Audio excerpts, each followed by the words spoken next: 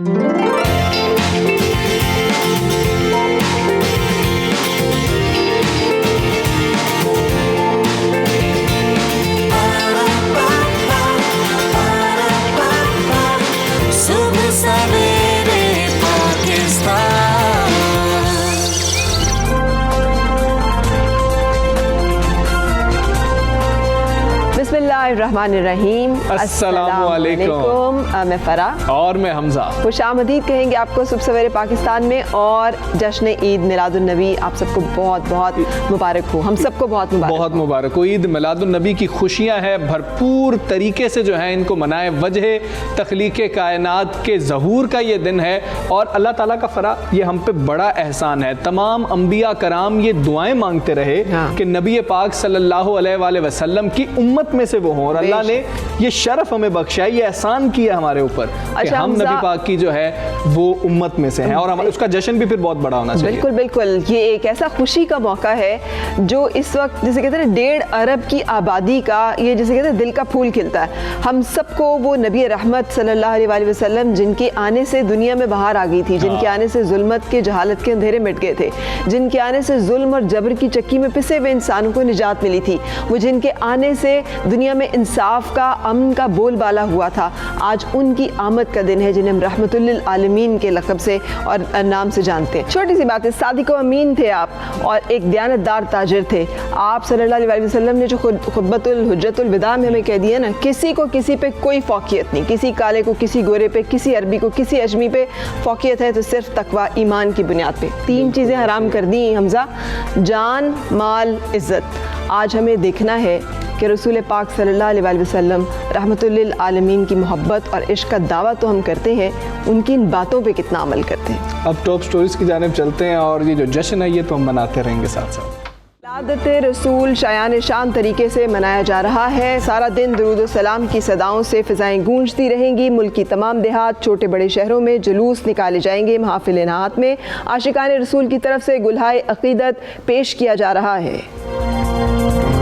पाकिस्तान ने अमन को मौका देते हुए जिम्मेदाराना तौर पर अभिनंदन को रिहा किया। DG ISPR का कहना है, कल एक बयान में तारीख मसक करने की कोशिश की गई। अभिनंदन की रिहाई को किसी और चीज़ से नहीं जोड़ना चाहिए। सिविल और मिलिट्री क़यादत यकजा थी।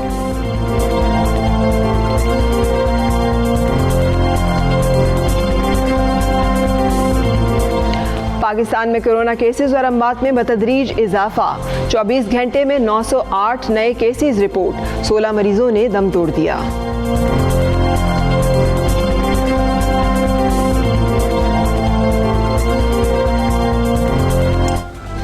जी, तो टॉप स्टोरी की जानिब जो है ना बढ़ेंगे फरा। सबसे पहले कि ISPR के डायरेक्टर जनरल जो है ना मेजर जनरल बाबर इफ्तिखार, वो कहते हैं कि पाकिस्तान ने अमन को मौका देते हुए अभिनंदन को रिहा किया। बड़ी भरपूर प्रेस कॉन्फ्रेंस थी जिससे खिताब किया DG ISPR ने, और उन्होंने एक बड़ा वाज़े और 2 टोक मौक़िफ़ जो है वो इस वक्त पूरी दुनिया के सामने रखा।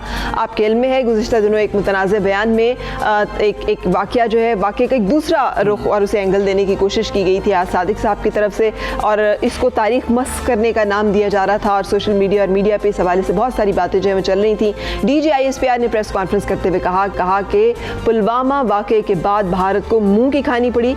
DG ISPR ने कहा कि कौमी सतह पर बयानबाजी पर फौज में हर सतह पर शदीद गम गुस्सा है। मनफी बयानिए के कौमी सलामती पर असरात पड़ते हैं। उन्होंने क्या कहा, आपको सुनाते हैं। एक ऐसा बयान दिया गया जिसमें कौमी सलामती से मुंसलिक मामलात की तारीख को करने की कोशिश की गई। मैं यहाँ एक मरतबा फिर तारीख की दुरुस्तगी के लिए वाज़े कर देना चाहता हूँ कि पाकिस्तान ने पहले अपनी कैपेबिलिटी और रिजॉल्व का मुजाहरा किया, और ये फैसला तमाम जंगी ऑप्शंस को मद्देनजर रखते हुए एक पोजीशन ऑफ स्ट्रेंथ से किया गया। पाकिस्तान की क़यादत और अफ़वाज पाकिस्तान हर तरह की सूरत हाल से निपटने के लिए पूरी तरह तैयार थे। We gave them a bloody knows and it is still hurting. Hindustani Jangi क़यादत, wing commander अभिनंदन की रिहाई और एक जिम्मेदार रियासत के मेच्योर रिस्पॉन्स के अलावा किसी और चीज़ से जोड़ना इंतहाई अफसोसनाक और गुमराहकुन है। ये दरअसल पाकिस्तानी कौम की हिंदुस्तान पर वाज़े बर्तरी और फतह को मुतनाज़ा बनाने के मुतरादिफ, और ये चीज़ मेरे ख्याल में किसी भी पाकिस्तानी के लिए काबिल कबूल नहीं। ऐसी मनफी बयानी की बराह रास्त कौमी सलामती पर असरात होते हैं, जिस और इन चीज़ों का दुश्मन इंफॉर्मेशन डोमेन حرمین میں بھرپور فائدہ اٹھا رہا ہے، اور اس کی جھلک آج آپ سب انڈین میڈیا پر دیکھ سکتے ہیں۔ یہی بیانیہ ہندوستان کی شکست اور ہزیمت کو کم کرنے کے لیے استعمال کیا جا رہا ہے۔ جی، تو وفاقی وزیر اطلاع شبلی فراز نے کہا ہے کہ ایاز صادق نے ایسا بیان دیا جس سے دشمن ملک خوش ہو گیا۔ اسلام آباد میں وہ پریس کانفرنس کر رہے تھے۔ شبلی فراز نے مطالبہ کر دیا کہ ایاز صادق قومی اسمبلی میں کھڑے ہو کر معافی مانگے۔ ایک ایسا بیان دیا ہے جس نے کہ آپ نے دشمن کو خوش کر دیا ہے۔ اس چیز کا مقصد صرف یہی ہے کہ ملک میں افراتفری پھیلائی جائے۔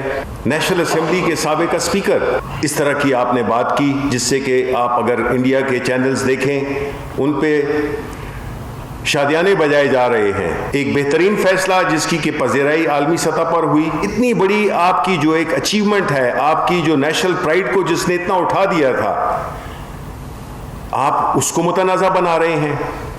آپ ہمارے ملک کی فتح کو شکست میں تبدیل کر رہے ہیں۔ آپ ہوتے کون ہیں کہ آپ اس قسم کی باتیں کریں؟ یہ جو ابھی نندن کا جو بیان ایاز صادق نے دیا ہے، اس پہ قوم ان کا حساب لے گی۔ سو یہ خیالات تھے جن کا اظہار کیا وفاقی وزیر شبلی فراز صاحب نے۔ بہت ساری لوگ جو ہیں پاکستانی قوم ان تمام سینٹیمنٹ سے اور ان تمام باتوں سے اگری کرتی ہے، اس لیے کہ آپس کے اختلافات ایک طرف، لیکن قومی جو سلامتی کے امور ہیں اور اس کے ساتھ ساتھ جو ایسا بیانیہ جو نیشنل پرائڈ کے لیول کا ہو، اس کے اوپر بیان بازی کے بارے میں کیا خیالات ہیں عارف نظامی صاحب کے، ہم یہ بھی جانیں گے۔ عارف نظامی صاحب، تھینک یو ویری مچ ہمیں جوائن کرنے کے لیے، بہت شکریہ۔ فرمائیے گا سر کہ کیا نون لیگ کے لیے بھی نواز شریف کے بیانیے اور ایاز صادق صاحب نے جیسے ایک بیان دیا ہے، یہ غیر ذمہ دارانہ بیانات ہیں اور کیا ان کی وجہ سے مشکلات بڑھنے جا رہی ہیں؟ اور اب یہ جو ایک D G I S P R کا پریسر آیا ہے، ان کی جو ایک واضح دو ٹوک موقف آیا ہے، کہہ سکتے ہیں ہم کہ اسٹیبلشمنٹ کے صبر کا پیمانہ بھی لبریز ہو رہا ہے؟ جہاں تک مشکلات کا تعلق ہے، یقیناً اپوزیشن کے جو پہلے ہی بہت مشکلات ہیں۔ ایک تو حکومتی نیریٹو ہے جو ساری حکومت کے زعماء ان کی بیان بازی میں پڑھتے ہیں۔ دوسرے اپوزیشن بھی جو ہے، خاص طور پہ جو میاں نواز شریف کی پارٹی ہے، اگر تو ہوتا نا کوئی اچکزئی صاحب ایسی کسی پارٹی ہے تو سمجھ میں آتی تھی، لیکن میاں صاحب بھی یقیناً آہستہ آہستہ جس طرح ڈیسپریشن نہیں آ جاتی کہ جناب آپ اپنے ہر وہ بات کرنی ہے جو جس سے حکومت سے کو، لیکن اس میں دیکھنا ہوتا ہے کہ آیا اس کی بات کو پاکستان کے بارے میں کس طریقے سے ہمارے دشمن ایکسپلائٹ کریں گے، اور وہ آپ کے سامنے واضح ہو جاتا ہے ہمیشہ۔ آج والی بات سے بھی یہی بات روز روشن کی طرح آیا کہ ہم بھارت کو خود ہی ایسی مواقع دے رہے ہیں کہ وہ ہمارے اوپر الزام لگائے کہ یہاں کی جو اپوزیشن ہے وہ اتنی ڈیوائیڈڈ ہے، ایک پیج پہ نہیں ہے۔ اور اس کا ایک نتیجہ یہ بھی ہے، میں وہ آپ کو واضح کروں کہ خان صاحب جو ہیں وہ یہ پرواہ نہیں کرتے کہ اپوزیشن کو دیوار کے لگا کے وہ ایسی باتیں کریں جس سے ہماری ملک کی جو بہت پالیسی جو ہے اس میں۔ جی ٹھیک ہے نظامی صاحب، کیا انتخابات سے قبل نون لیگ دھڑوں میں تقسیم ہو جائے گی جس طرح بات ہو رہی ہے پاکستان مسلم لیگ نون لندن اور پاکستان مسلم لیگ نون پاکستان کی؟ اور اگر ایسا ہوا تو الگ دھڑے کون کون سے رہنما لیڈ کر سکتے ہیں؟ اس وقت تو ایسا صورتحال نہیں ہے کہ مسلم لیگ جو ہے وہ اتنے دھڑوں میں چلی گئی ہے کہ اس کا لیڈرشپ کرائسس ہو گیا۔ جب ہوگا تو دیکھی جائے گی، فی الحال تو مجھے کوئی ایسی چیز نظر نہیں آ رہی۔ ایک آدھ ادھر ادھر ہو جائیں اس سے کوئی ایسی بڑی بات نہیں ہے۔ ہوگا یہ کہ جب الیکشن آئیں گے اور مسلم لیگ اگر انٹیکٹ رہتی ہے تو اس میں پارٹی کے لوگ ٹکٹیں لے کے لیے شامل بھی ہوں گے، خالی یہی نہیں ہے کہ مار کھانے والے چھوڑ کے چلے جائیں گے۔ بالکل صحیح نظامی صاحب، ایک عرصہ جب خاموشی کا گزرا ہے نون لیگ کا، جیسے ہائبرنیشن کا پیریڈ کہہ سکتے ہیں، لیکن اب اتنے ڈیسپریٹ بیانات ہیں، اتنے سخت بیانات ہیں اداروں کے خلاف، خاص طور پہ جو ہے ایک بڑا ہی تنقیدی ان کا جو ہے بیانیہ سامنے آ رہا ہے۔ دوسری طرف یہ بھی باتیں سننے میں آ رہی ہیں کہ مذاکرات کی بھی کچھ کوششیں ہو رہی ہیں۔ آپ کے خیال میں یہ کیا چل رہا ہے معاملہ، اور یہ تضاد ہے کیا نون لیگ کے بیانیے میں، یا پھر یہ ہمیں غلط باتیں معلوم ہو رہی ہیں؟ اصل میں میاں صاحب کا المیہ یہ ہے کہ بنیادی طور پہ وہ ایک دائیں بازو کے سیاستدان تھے. اب وہ کوا چلا ہانس کی چال اپنے بھول گئے. اب وہ سیاسی طور پہ اپنے چھوٹے صوبوں کے چیمپئن، چھوٹے صوبوں کا چیمپئن، شہری آزادیاں، اس قسم کی باتوں پہ زور دیتے ہیں. لیکن دوسری طرف حقیقت یہ ہے کہ جو کچھ وہ کہہ رہے ہیں اس پر اپنے دور اقتدار میں رتی بھر بھی کبھی علم نہیں کیا. جی نظامی صاحب، کیا اسٹیبلشمنٹ اور اپوزیشن کی جو لڑائی ہے اس میں حکومت مزید مضبوط ہو گئی ہے، یا سیاسی درجہ حرارت جو ہے بڑھتی شدت ہے حکومت کو بھی برداشت کرنا ہوگی؟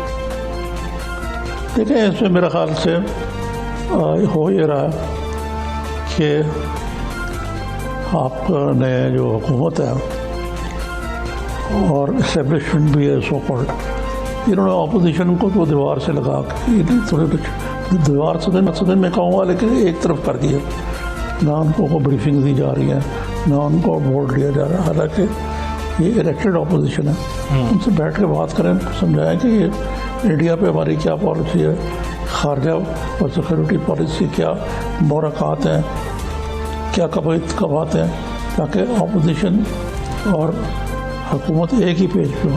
وہ یہ رہا کہ شاید اگر حکومت چاہتے بھی ہو کہ وہ ایک پیج پہ لائیں اپوزیشن کو بھی، تو یہ اسٹیبلشمنٹ جو ہے. جی ٹھیک ہے عارف نظامی صاحب، بہت شکریہ آپ کا. صبح سویرے پاکستان سے بات کر رہے تھے. صبح سویرے پاکستان، صبح سویرے پاکستان. آج اگر میں آپ سے پوچھوں کہ کوئی ایسی جگہ جہاں آپ جانا چاہیں، جو یا ہم سب جانا چاہیں، جو ہم سب کی ایک دلی خواہش ہو کہ آج اگر ہماری نصیب، مسجد نبوی جانا چاہیں گے اور گنبد خضرا کو دیکھنا چاہیں گے، روضہ رسول ہمارے سامنے ہو، تو اس سے مبارک گھڑی کون سی ہوگی؟ مجھے یاد ہے جب اللہ تعالیٰ نے یہ سعادت نصیب کی تھی تو ایک جو ہے نا جملہ وہ دل و دماغ میں گونجی جا رہا تھا، یا رسول اللہ تیرے در کی فضاؤں کو سلام. سو ہم آپ کو اس وقت مدینہ منورہ لے کے چلیں گے جہاں ہمارے نمائندے عدیل ریاض موجود ہیں. السلام علیکم عدیل، بہت شکریہ کہ آپ نے ہمیں مدینہ المنورہ سے جوائن کیا ہے. بتائیے گا کیا ماحول، کیا منظر ہے روزہ رسول پر 12 ربیع الاول کے موقع پہ؟ کہ میں اس وقت مسجد نبوی شریف روضہ رسول صدام کے پاس موجود ہوں، اور میں آپ کو بتاتا چلوں کہ یہاں دن کا آغاز نماز فجر سے ہو چکا ہے، اور مدینہ منورہ سمیت پورے سعودی عرب کی معطر فضاؤں میں عاشقان رسول دو جہاں کے آقا رحمت للعالمین حضرت محمد صلی اللہ علیہ وسلم کی بارگاہ میں اپنی محبت اور عقیدت کے پھول نچھاور کرنے اور درود و سلام کے تذکرے پیش کرنے کے لیے عاشقان رسول جوگ دا جوگ مسجد نبوی میں آ رہے ہیں، اور سورج بھی اپنی کرنیں بکھیرتے ہوئے دیدار رسول صلی اللہ علیہ وسلم کی جام بھر رہا ہے. مسجد نبوی شریف میں عاشقان رسول کو کرونا وبا کے بعد غیر معمولی رش دیکھا جا سکتا ہے. کرونا کی وبا کے پیش نظر حفاظتی انتظامات اور تمام زائرین کی یہ حاضری ممکن بنانے کے لیے ایک وقت کی سلائڈ دی گئی ہے، جس کی بکنگ شاہی فرمان کے مطابق تمنا ایپلیکیشن دے رہی ہے. جی ٹھیک ہے عدیل، بہت شکریہ آپ کا کہ گنبد خضرا کو ہم دیکھ سکے ہیں اس مبارک دن میں. وہ فرا مجھے شعر یاد آ رہا تھا کہ مالک خلد سے دنیا نہیں مانگا کرتے، یار دریاؤں سے قطرہ نہیں مانگا کرتے، میں نے اللہ سے بس خاک مدینہ مانگی، لوگ اپنے لیے کیا کیا نہیں مانگا کرتے. تو یہ عدیل نے ہمیں دکھا دیا اور ہمارا دن بنا دیا. گنبد خضرا پہ ہماری بھی نظر پڑ گئی. بالکل. آگے چلیں گے اب اور کچھ بات کریں گے ہم ملک بھر میں عید میلاد النبی کی تیاریاں، جوش و عقیدت، جو مختلف محافل، اور اس کے ساتھ ساتھ ایک جو مذہبی جوش و خروش ہے. ہمارا عید ہے، آج ہماری عید ہے. سو اس عید کے حوالے سے کیا تیاریاں ہو رہی ہیں پورے ملک میں، اس وقت کیا مناظر ہیں، وہ آپ کو دکھانے کے لیے ہم لے کے چل رہے ہیں ملک مختلف حصوں میں. لاہور سے ہمارے ساتھ فہیم امین ہمارے ساتھ موجود ہیں، پشاور سے فوزیہ ہمارے ساتھ موجود ہیں، اور بلال سکندر فیصل آباد سے بلال سکندر. پہلے سب سے پہلے لاہور چلتے ہیں. فہیم، کیسی تیاریاں ہیں، کس طرح لاہوری عید میلاد النبی منا رہے ہیں؟ بالکل جی، لاہور شہر کی بات کریں تو پوری دنیا کی طرح جشن ولادت اور حضور صلی اللہ علیہ وسلم عید میلاد النبی جو ہے وہ پورے جوش و خروش سے منائی جا رہی ہے۔ اس تقریبات کا آغاز تو یکم ربیع الاول سے ہی ہو گیا تھا اور آج کے دن تو لاہور کی ہر مسجد میں جو ہے درود و سلام کی محافل جو ہیں وہ کی گئی ہیں، جبکہ نماز فجر کے فوری بعد جو ہے یہاں پر مختلف تقریبات کا انعقاد شروع ہو گیا تھا۔ اور اس وقت جو ہے اگر لاہور کے مناظر کی بات کریں تو لاہور کی ہر گلی سے سبز پرچم تھامے جو ہیں فرزندان اسلام جو ہے وہ ریلیوں کی شکل میں جو ہیں وہ جلوس نکال رہے ہیں۔ لاہور میں مرکزی جلوس جو ہے وہ دن 11 بجے نکلے گا، جو کہ اندرون لاہور کے مختلف علاقوں سے ہوتا ہوا لاہور ریلوے اسٹیشن پر اختتام پذیر ہوگا۔ آج کے دن جو ہے وہ خصوصی پکوان پکوائے جا رہے ہیں، صبح جو ہے وہ حلوہ نان کے ساتھ لوگوں کی توازو کی گئی ہے، اس کے بعد پھر بھرپور ناشتوں کا بھی اہتمام جو ہے وہ مخیر حضرات کی طرف سے کیا گیا ہے۔ دوپہر کے کھانے میں بھی لوگوں کے لیے انتظامات کیے گئے ہیں اور آج اگر ہم بات کریں تو ہر چہرہ جو ہے بڑا پرنور ہے، خوش ہے کہ یہ آج کا دن جو ہے وہ اس کی پیدائش کا دن ہے جس کے لیے اس کائنات کو تخلیق کیا گیا اور آج کے دن کو عید کے دن کے طور پر منایا جا رہا ہے۔ اور ہر طرف یہاں پہ دیکھنے میں نظر آ رہا ہے لاہور بھر میں مختلف مقامات سے ہوتے ہوئے جب یہاں پر پہنچے تو جگہ جگہ چھوٹی چھوٹی ریلیاں ٹولیاں یہاں پہ لوگوں کو ہم نے دیکھا اور ہر عمر کے لوگ، خواتین، بچے اور نوجوان جو ہیں وہ خصوصی تیاری کے ساتھ آج مساجد کی طرف آئے ہیں اور سب کا یہ کہنا ہے کہ آج کا دن جو ہے ان کے لیے عید کے برابر ہے اور عید ہی ہے اور اسی لیے وہ یہاں پر اپنے حضور آقا دوست عالم۔ بہت شکریہ۔ فوزیہ بھی موجود ہیں پشاور میں۔ فوزیہ، پشاور میں کیا مناظر ہیں؟ عاشقان رسول جو ہیں وہ اس وقت کس طرح کے اہتمام میں دکھائی دے رہے ہیں؟ جی بالکل، ملک کے دیگر شہروں کی طرح پشاور میں بھی حضور اکرم صلی اللہ علیہ وآلہ وسلم کی ولادت باسعادت کا دن جو ہے وہ مذہبی جوش و جذبے انتہائی عقیدت کے ساتھ منایا جا رہا ہے۔ آج صبح سویرے کا آغاز 21 توپوں کی سلامی سے کیا گیا ہے۔ ویسے تو آج دن بھر جو ہے وہ مختلف جلسے اور جلوس جو ہیں وہ مختلف جگہوں سے برآمد ہو گئے۔ جگہ جگہ جو ہے حضور اکرم صلی اللہ علیہ وسلم کی سیرت طیبہ پر کانفرنسز کا بھی انعقاد ہوگا، لیکن اس کے ساتھ ساتھ جو ہے وہ بچے، خواتین اور عاشقان رسول جو ہے وہ محفل میلاد کا انعقاد کریں گے اور نعتیہ کلام کے ذریعے حضور اکرم صلی اللہ علیہ وسلم پر عقیدت کے پھول ان کو پیش کریں گے۔ ویسے تو جلسے اور جلوس جو ہے وہ برآمد ہوں گے، لیکن پشاور شہر میں جو مرکزی جلوس ہے وہ موٹر وے ٹول پلازا تیمرپورہ گاؤں ہے وہاں سے برآمد ہوگا، جو جوتی روڈ کے ذریعے گلبہار پشاور پہنچے گا اور اس جلوس میں جو ہے وہ گھوڑے اور نکالے جا رہے ہیں۔ فوزیہ، آپ ہمارے ساتھ ہی موجود رہیے۔ فیصل آباد میں بلال موجود ہے۔ بلال بتائیے، آقا کی آمد کی جو خوشیاں ہیں فیصل آبادی کس طریقے سے منا رہے ہیں؟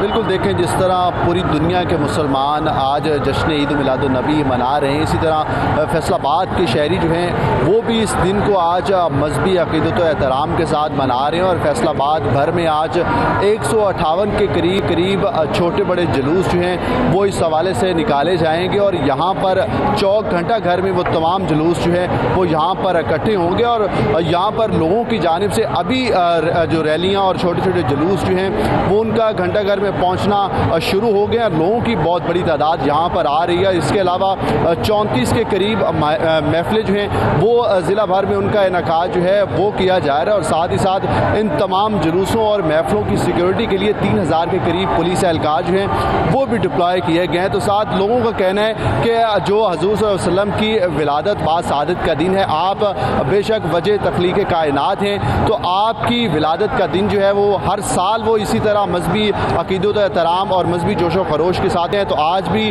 بالکل اسی طرح سے ہے، ضلع بھر میں چھوٹی بڑی ریلیاں جلوس جو ہیں وہ نکالے جا رہے ہیں اور تمام تر ریلیاں جو ہیں آج چوک گھنٹہ گھر میں پہنچیں گی۔ اس موقع پر جو مسجد نبوی کے ماڈلز ہیں، روزہ رسول کے ماڈلز جو ہیں۔ بالکل ٹھیک ہے بلال، بہت شکریہ۔ فیصل آباد سے، پشاور سے فوزیہ اور لاہور سے فہیم ہمیں آگاہ کر رہے تھے۔ سب بہت خوش ہیں اور جو خوشیاں منا رہے ہیں۔ اور وہی بات، ٹیک ہوم میسج ہر ایک چیز کا یہی ہے کہ یہ ایک ریوزٹ کرنے کا دن ہے، امتی ہونے کا حق ہم نے کس درجے ادا کیا۔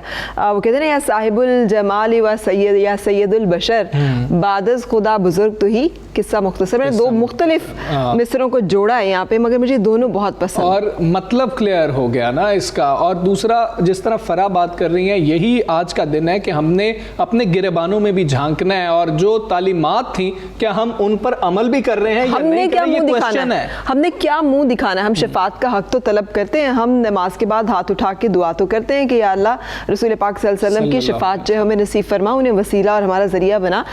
لیکن کیا ہم ان کو منہ دکھانے کے قابل ہوں گے؟ اگر ہم ایک تاجر ہیں اور ہم اس اسوہ پہ عمل نہیں کر رہے، ذخیرہ اندوزی کر رہے ہیں، ہم اچھا ملاوٹ کر رہے ہیں، اور اگر ہم مطلب صادق نہیں ہیں، امین نہیں ہیں، اگر ہم ایک معلم ہیں اور اتنے شفیق نہیں ہیں، ہر کام میں ڈنڈی مارتے ہیں، ہم معلم ہیں اور ہم اتنے شفیق نہیں ہیں، ہم ایک شوہر ہیں، ہم اتنے ذمہ دار نہیں ہیں، تو پھر ہمیں دیکھنا چاہیے کہ ہم کیا کریں. تو اب ایک بریک کی جانب چلتے ہیں. اسٹے ود اس.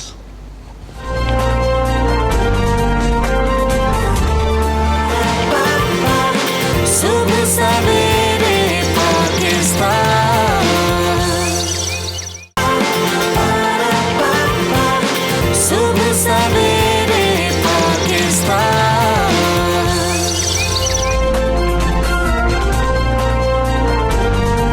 عید میلاد النبی مبارک اور خوش آمدید کہیں گے آپ کو صبح سویرے پاکستان میں. اور اس حوالے سے ہم نے کچھ بات چیت بھی کرنی ہے. بہت ساری ایسی جگہ جہاں پر ہم کچھ بھولتے ہیں، لیک کرتے ہیں، تو اس آج کے دن کا یہ کمال ہے کہ ہم اپنے آپ کے ان کمزور ایریوں پہ خود کو مضبوط کر لیں. یہ سب سے اہم پہلو بھی ہے کہ ہم نے سیرت نبوی صلی اللہ علیہ وآلہ وسلم پر بات کرنی ہے. کیوں بات کرنی ہے؟ تاکہ ہماری اصلاح ہو سکے. باقی تمام معاملات جشن کے وہ بالکل درست ہیں، اپنی جگہ پر ہیں، لیکن ہمیں اپنی اصلاح بھی تو کرنی ہے، اور یہ ہم بات اسی لیے کریں گے تاکہ ہم اپنی اصلاح کر سکیں اور سیرت نبوی صلی اللہ علیہ وآلہ وسلم سے کچھ سیکھ بھی سکیں. جی ہمارے ساتھ ہیں جناب پروفیسر عین الحق صاحب. بہت شکریہ تشریف لانے کا. سر بتائیے گا کہ یہ عید میلاد النبی، اس کی اہمیت، اس کی ضرورت، قرآن، احادیث، آپ صلی اللہ علیہ وآلہ وسلم کی زندگی، اس کو جاننے کی ضرورت، آج کا دور کیا کہیں گے؟ جی بسم اللہ الرحمن الرحیم. بہت شکریہ کہ آج یہ جمعہ کا دن بھی ہے اور حضور نبی اکرم صلی اللہ علیہ وآلہ وسلم کی ولادت و سعادت کی یہ گھڑیاں اور یہ دن ہے. اور پوری آپ کی توسط سے، آپ کے پروگرام کی توسط سے تمام ناظرین کو بھی آج کا یہ دن مبارک ہو. آپ نے جو بات کی ہے میلاد النبی صلی اللہ علیہ وسلم اور عید کا دن، تو اگر ایک جملے میں اس سے آغاز جو کروں تو وہ یہ ہے کہ رب کی معرفت ہمیں حضور نبی اکرم صلی اللہ علیہ وسلم کی توسط سے ملی ہے. بالکل بے شک.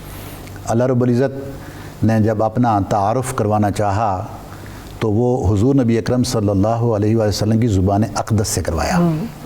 اور قرآن عظیم کے اندر سورہ اخلاص میں جو پہلے ہی آیت ہے قل هو اللہ احد، کہ اللہ رب العزت اپنی وحدانیت اور اپنے ایک ہونے کا درس تو دیتا رہا، لیکن جب اس وحدانیت کو حضور علیہ الصلوۃ والسلام کی زبان اقدس سے ادا کروا کے، تو اب میرے لیے جو توحید اور مسلمان کے لیے جو توحید اصل توحید کا معنی رکھتی ہے وہ وہی توحید ہے، میں اس کو توحید مانوں گا جو مجھے حضور علیہ الصلوۃ والسلام نے بتائی ہے. بالکل. اب عقل کے ذریعے اور فلسفے کے ذریعے اگر میں اللہ رب العزت کی ذات کو جاننے اور سمجھنے کی کوشش کروں گا تو وہ عقل اس سے عاجز ہے. رب کی ذات کسی عقل میں اور کسی فہم میں اور کسی فلسفے کی سمجھ میں آنے والی ذات نہیں ہے. لیکن حضور نبی اکرم صلی اللہ علیہ وآلہ وسلم کیونکہ رب کی محبوب ذات ہیں اور اللہ رب العزت نے ان کو اپنے پاس بلا کے اپنا تعارف کروایا، تو اس لیے توحید بھی ہمیں ان کے صدقے ملی. حضور نبی اکرم صلی اللہ علیہ وسلم کے صدقے سے اللہ رب العزت نے ہم کو یہ دین عطا کیا. لقد اکملت لکم دینکم واتممت علیکم نعمتی ورضیت لکم الاسلام دینا. تین بڑی نعمتیں اللہ رب العزت نے حضور نبی اکرم صلی اللہ علیہ وسلم کے توسط سے آپ کو عطا کی، اور اس میں کمال کیا تھی کہ آپ کا دین مکمل دیا. اس سے پہلے آنے والے جتنے بھی ادیان تھے، شرائط تھیں، شریعتیں تھیں، وہ قوانین، وہ شریعت منسوخ ہو جاتی تھی. کچھ عرصے کے بعد ایک نیا نبی آتا، ایک نئی شریعت کے ساتھ مبعوث ہوتا. لیکن آپ علیہ الصلوۃ والسلام جو دین لے کر آئے وہ لقد اکملت لکم دینکم، اللہ رب العزت نے فرمایا ان نبی پاک صلی اللہ علیہ وآلہ وسلم کی ولادت بسعادت کے صدقے میں نے آپ کا دین مکمل کر دیا اور قیامت تک کے لیے مکمل ہے. اب اس میں کوئی نقص باقی نہیں رہ گیا. اب نقص کے اعتبار سے ایک چھوٹا سا جملہ یہاں پہ میں عرض کر دوں کہ ایک بار کچھ دوست تھے ہمارے جو آج کی سائنس کی ٹیکنالوجی کے حوالے سے اور ترقی کے حوالے سے امریکہ کے میں دوست ہیں، ان سے بات ہو رہی تھی. تو میں نے صرف ایک جملہ ان سے کہا کہ حضور نبی اکرم صلی اللہ علیہ وآلہ وسلم نے معراج کی رات جو ترقی کر لی اور جہاں پہنچ گئے قیامت تک اگر سائنس اس کے اوپر ترقی کرتی رہے اس کی گرد کو بھی نہیں پا سکتے. بے شک بے شک. کہ جو ایک الیکٹریسٹی یا جو لائٹ ہے بالکل بالکل اس کے ساتھ سفر کرنا ٹائم اینڈ اسپیس کا جو کانسیپٹ ہے سائنس کا سب سے بڑا وہ آپ نے ثابت کر دیا کہ ممکن ہے. پھر ہمارے اوپر سب سے بڑی نعمت یہ ہے کہ اللہ رب العزت خود فرما رہے ہیں وَرَضِيتُ لَكُمُ الْإِسْلَامَ دِينًا. رب نے حضور علیہ الصلوۃ والسلام کے توسط سے یہ دین اسلام ہمارے لیے پسند کر لیا. تو جب یہ تمام نعمتیں ہمیں حضور علیہ الصلوۃ والسلام کے توسط سے ملیں, اللہ رب العزت نے اس انسان کو بھی تخلیق کیا, تو آپ اپنے اس جسم کے اندر غور کریں, کوئی ایک چیز ہمارے جسم کی جو نیچرل سسٹم کے مطابق چل رہی ہے اگر وہ سسٹم سے ہٹ جائے تو آپ اس کو آرٹیفیشل طریقے سے مینج نہیں کر سکتے, مشکل ہو جائے گا. تو گویا کہ یہ جسم بھی رب نے دیا لیکن کسی جگہ پر رب نے احسان نہیں جتایا. جب حضور علیہ الصلوۃ والسلام کی باری آئی تو فرمایا لقد من اللہ علی المؤمنین اذ بعث فیہم رسولا, کہ میں نے تو آپ کے اوپر اتنا بڑا احسان عظیم کر دیا ہے کہ میں نے رسول صلی اللہ علیہ وسلم یہ آپ میں انسانوں کے اندر بھیجے ہیں. تو ایک تو احسان تھا کہ ہماری ہدایت کے لیے رسول آئے, اور دوسرا احسان یہ تھا کہ اس نور کو پیکر بشریت میں بھیجا تاکہ وہ ہمارے لیے مشعل راہ بن جائیں. نور ہوتے اب رب کے ساتھ اگر ہم محبت کریں اور رب کو جانیں, رب کے اوامر کو ہم ماننا چاہتے ہیں, اس کے حکم کے اوپر عمل کرنا چاہتے ہیں, لیکن میں رب کو دیکھا نہیں تو میں نماز کیسے پڑھوں, میں نے رب کو نماز پڑھتے دیکھا نہیں. تو رب نے فرمایا اگر تم میرے ساتھ محبت کر کے میرے حکم کے اوپر عمل کر کے نماز پڑھنا چاہتے ہو تو حضور علیہ الصلوۃ والسلام کی ذات مقدسہ کو دیکھو, جیسے آپ نماز پڑھتے ہیں ویسے نماز پڑھو, تم نے میرے حکم کے اوپر عمل کر لیا. تو سر وہ کلیئر ہے, حکم بھی تو ہے نا, اطیع اللہ و اطیع الرسول, یہی بارک اللہ فیک, مطلب ساتھ جڑ کے. تو اگر ایک سٹیپ ہم ایک دنیا کا لیں تو ہر جگہ پہ ہمیں صرف اور صرف جو نعمت ملتی ہے وہ حضور علیہ الصلوۃ والسلام کی اس ذات مقدسہ کے توسط سے ہے. اس وجہ سے اللہ رب العزت نے قرآن عظیم کے اندر بڑے واضح الفاظ کے اندر فرما دیا قل بفضل اللہ وبرحمتہ فبذالک فلیفرحوا هو خیر مما یجمعون. سورہ یونس کی آیت نمبر 58 اللہ رب العزت نے واضح الفاظ کے اندر فرما دیا کہ یہ اللہ کا فضل اور اللہ کی رحمت ہے جو میں نے آپ کی طرف بھیج دی ہے, اب اس کے اوپر آپ خوش ہو جاؤ. اللہ کا فضل اور اللہ کی رحمت. اب وہ فضل اور رحمت کیا, وما ارسلناک الا رحمۃ للعالمین. کوئی چیز کائنات میں حضور سے بڑھ کر رحمت نہیں ہو سکتی. حضور علیہ الصلوۃ والسلام ہر کائنات کی ہر چیز کے لیے رحمت بنا کر بھیجے گئے. تو جب آپ رحمت بھی ہیں, اور فضل کیا ہے, فضل یہ ہوتا ہے کہ ایک چیز میرا رائٹ بنتی ہے, اللہ رب العزت نے میرے استحقاق کی بنیاد پہ مجھے وہ چیز یا کسی اور شخص نے وہ چیز دے دی.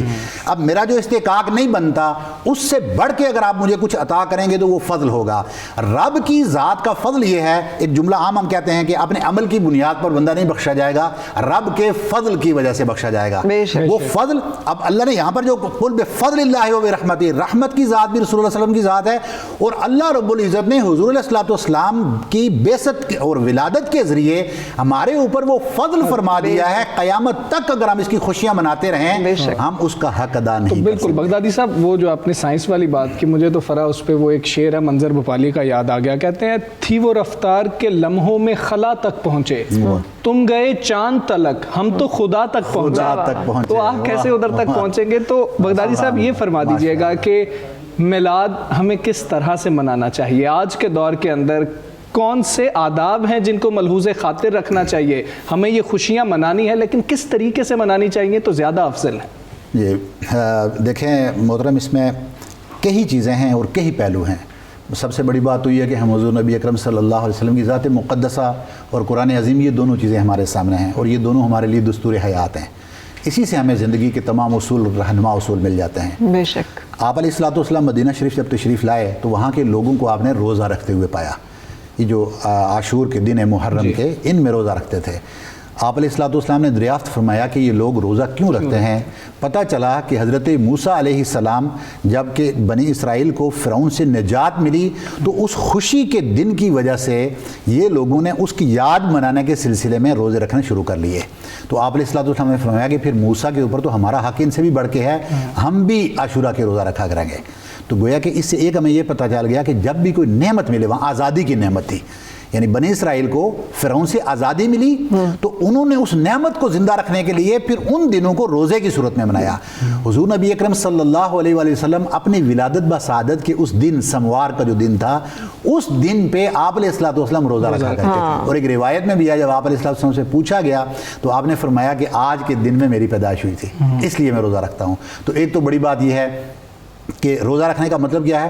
روزے کا فلسفہ ہر کوئی جانتا ہے کہ تقوی کیا ہوتا ہے؟ آپ کو ایک پورا زندگی گزارنے کا طریقہ بتا دیتا ہے، جو بھی آپ تھوڑی دیر پہلے آپ انٹرو میں بات بھی کر رہی تھیں۔ تو وہ تقوی جب آپ کے دل میں آ جائے گا تو آپ ایک خوبصورت اور اچھے انسان بن جائیں گے۔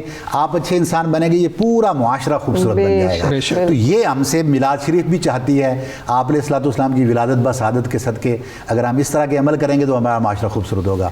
دوسری بات کہ میلاد کیسے منائیں؟ جب آپ علیہ الصلوۃ والسلام کی ولادت بسعادت ہوتی ہے، حضرت عثمان بن ابی العاص یہ فرماتے ہیں کہ میری والدہ کی یہ روایت ہے کہ وقت ولادت آپ وہاں پر موجود تھیں۔ وہ فرماتی ہیں کہ میں نے اپنی آنکھوں سے دیکھا کہ آسمان کے ستارے اتنے قریب آ گئے کہ مجھے ڈر لگنے لگا کہ یہ ستارے میرے اوپر نہ گر جائیں۔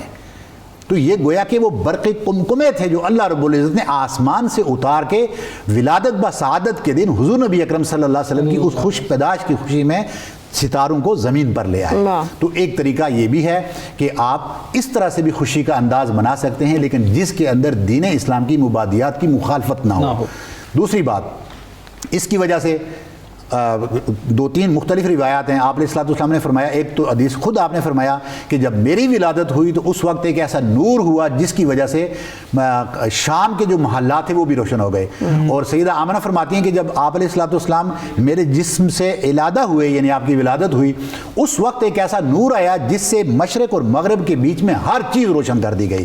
تو گویا کہ ہمیں آپ علیہ الصلوۃ والسلام کی ولادت بسعادت کے صدقے وہ نور سے استنباط و استدلال کرتے ہوئے اپنی زندگیوں کو بھی اس نور سے منور کرنا چاہیے، اپنی اس کائنات کو منور کرنا چاہیے۔ ہمیں حضور نبی اکرم صلی اللہ علیہ وسلم کے وہ خصائل، وہ عادات مبارکہ، آپ کی زندگی گزارنے کا وہ جو وے آف سٹائل تھا آپ کا، وہ ہمیں اپنی لائف میں امپلیمنٹ کرنے کی ضرورت ہے کہ آپ ایک نرم دل انسان تھے، آپ رحمت تھے، آپ اپنے گھر کے اندر اپنے بچوں کے ساتھ، اپنی ازواج کے ساتھ کس طرح کی زندگی گزارتے تھے۔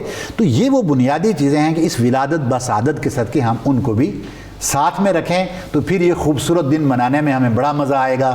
اور یہ کیونکہ جس طرح میں نے ابتدا میں بھی عرض کی تھی کہ ہر عید کی عید ہے۔ محترم ایک چھوٹی سی بات ہے، میں عرض کرتا چلوں اس کے اوپر کہ ہم یہ دن ہے نا، دن تو ان دنوں کے اندر ایک دن ہوتا ہے جمعہ کا دن ہے، اس کی فضیلت ہے۔ آپ علیہ الصلوۃ والسلام نے فرمایا جمعہ کی فضیلت اس لیے کہ حضرت آدم علیہ السلام کی پیدائش ہوئی اس دن میں، اور اس کی فضیلت اس لیے بھی ہے کہ ان کی اس دن وصال، پھر سور پھونکا جائے گا، قیامت کا وقوع جو ہوگا وہ بھی جمعہ کے دن میں ہوگا۔ آپ نے فرمایا اس لیے میرے اوپر کثرت سے درود پڑھا کرو۔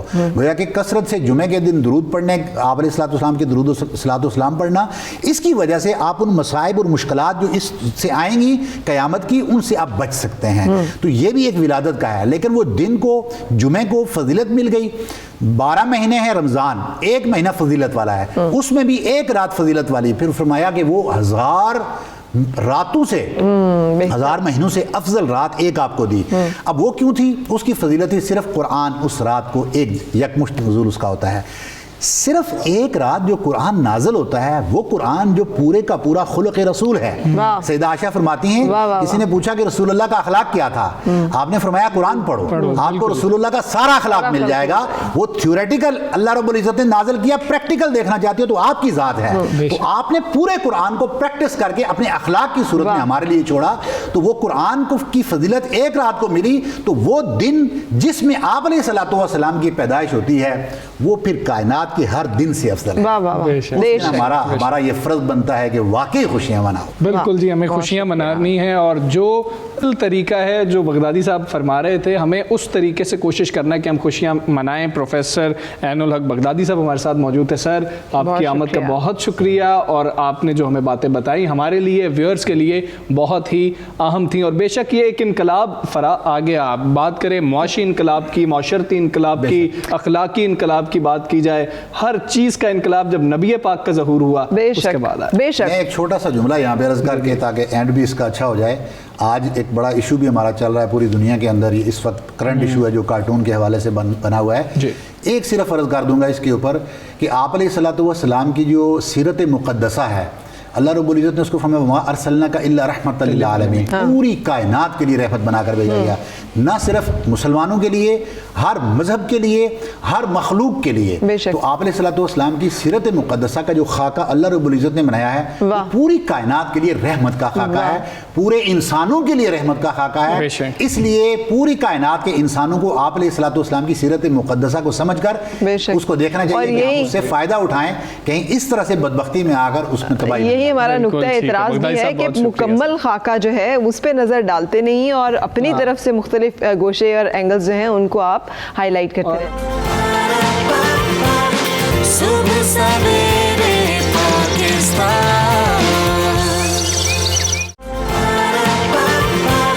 صبح سویرے پاکستان. آپ کو یاد ہے جب ہم بچے ہوتے تھے, مجھے آج تک وہ ایکسائٹمنٹ آتی ہے, دوپٹے ہوتے تھے نا اس میں کرن لگائی جاتی تھی, اور میں نے آج بھی دوپٹے سنبھال کے رکھے کیونکہ ہمارے گھر میں بہت اہتمام ہوتا تھا. اور پھر آپ خوشبو لگاتے تھے, آپ کپڑے سلواتے تھے, اور پھر آپ عید میلاد النبی کے لیے تیار ہوتے تھے. آپ نے کون سی تلاوت کرنی ہے, آپ نے کیا نعت پڑھنی ہے, آپ نے کیا چیز سنانی ہے. سو یہ تمام اہتمام آج کوشش ہوتی تھی کہ زیادہ سے زیادہ جو ہے نا نعت کے اشعار پڑھے جائیں. تو آپ صلی اللہ علیہ وسلم پر لاکھوں کروڑوں درود و سلام, اور ہم اپنی عقیدت اور اپنی محبت کا اظہار آپ کے سامنے جو ہے نورینہ امتیاز, السلام علیکم, شکریہ تشریف لانے کے لیے, ایک خوبصورت نعتیہ کلام کے ذریعے سے پیش کریں گی.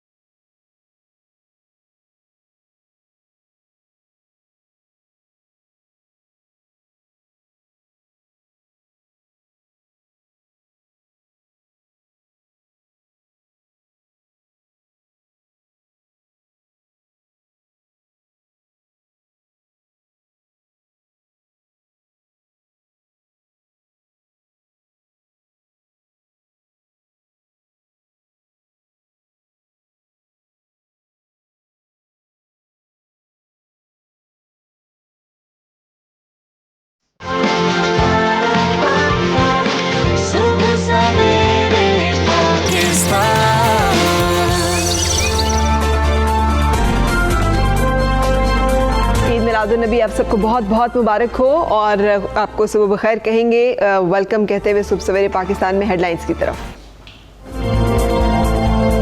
ईद मिलादुन्नबी सल्लल्लाहु अलैहि वसल्लम पर वफाकी दारुल हुकूमत इस्लामाबाद में 31 तोपों की सलामी, लाहौर और पेशावर में 21 तोपों की सलामी दी गई, फ़ज़ाओं में नाराए तकबीर की गूंज। सर्दी आ नहीं रही, सर्दी आ गई है। मुल्क के अक्सर इलाकों में सर्दी ने कदम जमा लिए, दर्जा हरारत -6 डिग्री तक पहुंच गया। Welcome back. और जैसे कि हम बात कर रहे हैं बार बार, और NCOC भी जो है वो भी हमें बता रहे हैं मुसलसल कि मुल्क में कोरोना केसेस जो हैं उसके मस्बत आने की शरह 3% से भी बढ़ गई है।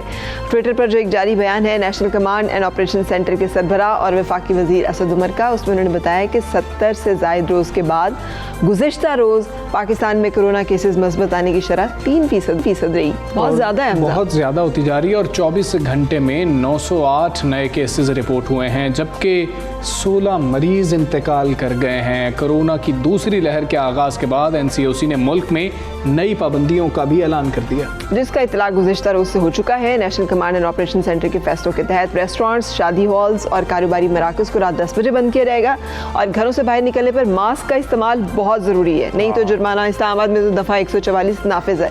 दूसरी तरफ सिंध के वज़ीर तालीम सईद गनी का कहना है कि कोरोना के बाद अब स्कूल खुले हैं, लेकिन कुछ नहीं पता कि दोबारा कब बंद हो जाए। यही बात पहले से हो रही थी कि अब छोटे बच्चे जब स्कूल जाएंगे तो मसाइल होंगे। अब वो बातें अगर वज़ीर तालीम ये बात कर रहे हैं तो यानी कि अंडर कंसिडरेशन है। ऑफ कोर्स, हाँ, ज़ाहिर है, देख रहे हैं कि भाई अब क्या करना है हमने। जी, तो इसमें मज़ीद बात करें और जानने की कोशिश करते हैं। अब सूबाई वज़ीर सेहत हमारे साथ हैं पंजाब यास्मीन राशिद साहिबा।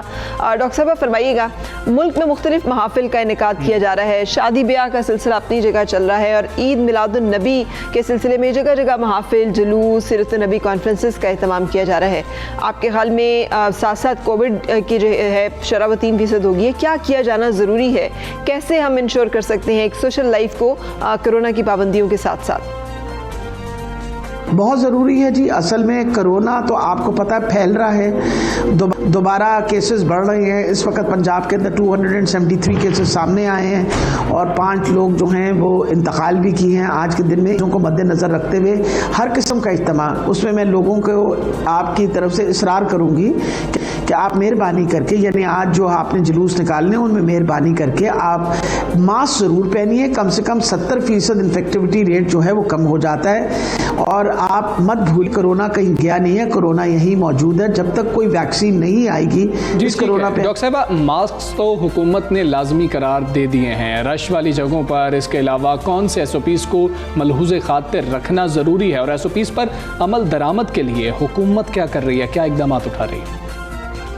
देखिए जी, ख़ास तौर पे सख्ती के इक़दाम उठाने पड़ेंगे हमें। देखें, जहाँ शादियों की मार्किज़ वगैरह हैं, जहाँ इज्तिमा हो रहे हैं, वहाँ सबको मना किया जा रहा है। मंडियों में, बाज़ारों में कि आप मेहरबानी करके मास्क पहन के जाएं। और अगर इसके ऊपर कोई वो इन्होंने प्रॉपर इक़दाम न लिए तो फिर सख्ती करनी पड़ेगी। आपके सामने इस वक्त भी हमने काफ़ी एरियाज़ जो हैं उनको लॉकडाउन कर रहा है। और अगर कोई नहीं ये सुनेगा और अगर इन्फेक्टिविटी रेट खुदा न खास्ता बढ़ने शुरू हो गए, अभी तो 3 पे हैं पर इससे ज़्यादा बढ़ेंगे, तो ये ना हो हमें वापस खुदा न खास्ता ऐसे लॉकडाउन पे जाना पड़े कि शादी घर बंद हो जाएं और सब कुछ। लोग कारोबार का एहसास करते हुए कोशिश पूरी करनी चाहिए कि आपके जो कस्टमर्स हैं वो प्रॉपरली फॉलो करें SOPs। जी ठीक है डॉक्टर साहब, आप बहुत शुक्रिया। वज़ीर सेहत पंजाब हमारे साथ मौजूद थी। और SOPs पर अमल करना बहुत ज़्यादा ज़रूरी है, चाहे आप शादी पर जा रहे हैं या फिर आप ईद मिलाद कहीं भी जा रहे हैं। आपने मास्क जो है वो ज़रूर पहन के रखने हैं। हमजा, आज सुबह जब मैं आ रही थी ना तो पहली दफ़ा मुझे ये फील हुआ कि वो जो रेंज है ना आपकी विजिबिलिटी, वो कम थी।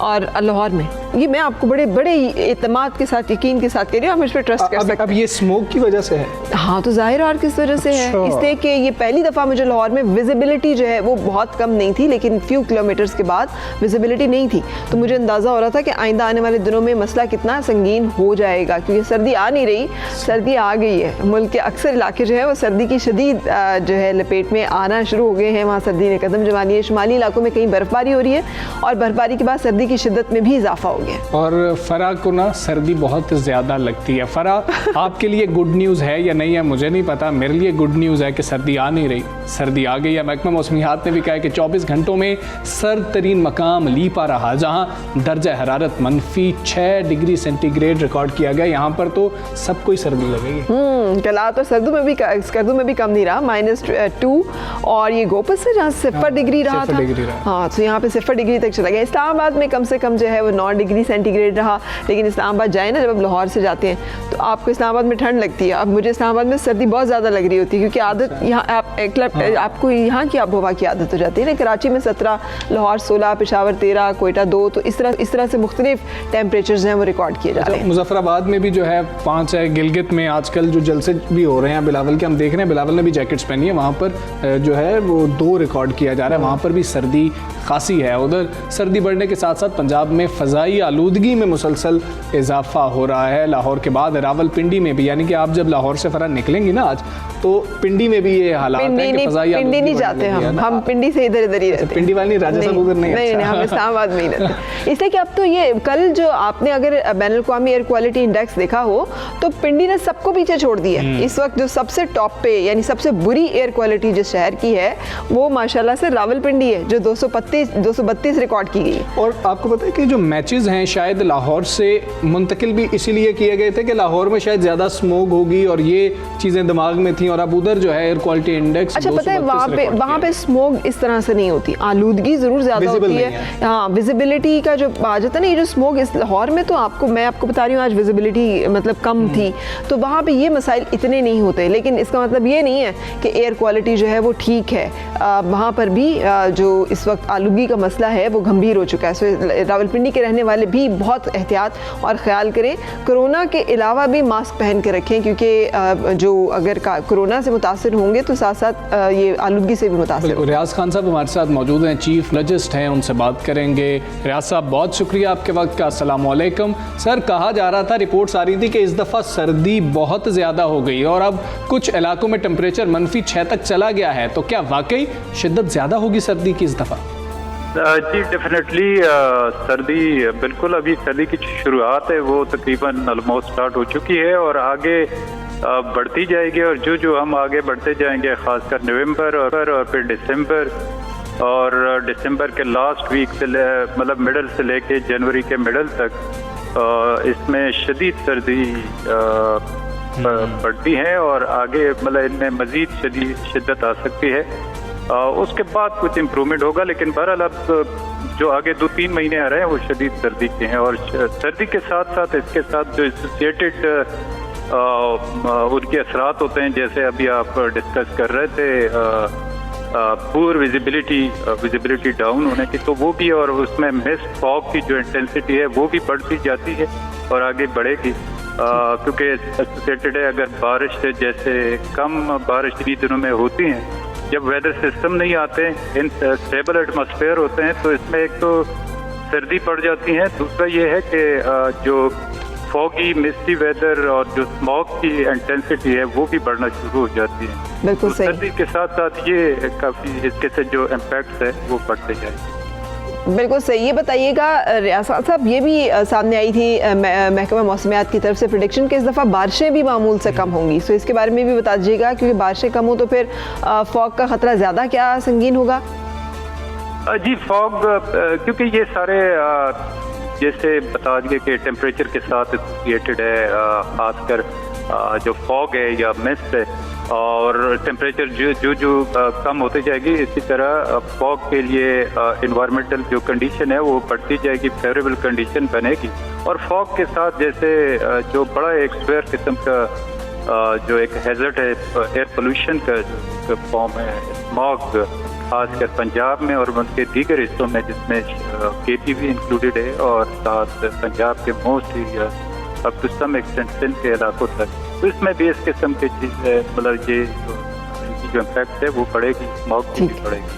بالکل ٹھیک ہے. ریاض خان صاحب بہت شکریہ آپ کا. اور موسمیاتی تبدیلیاں ہیں, یہ اپنا اثر فرا ابھی دیکھیں نا, ان یوزول ایک ہیٹ ویو آ گئی تھی کراچی میں, اور کراچی کے لوگ جو ہیں کتنا اس سے متاثر رہے ہیں. سو یہ تمام وہ چیزیں ہیں جو کہ موسمیاتی تغیر کا اب نتیجہ ہم بھگت رہے ہیں. صبح سویرے پاکستان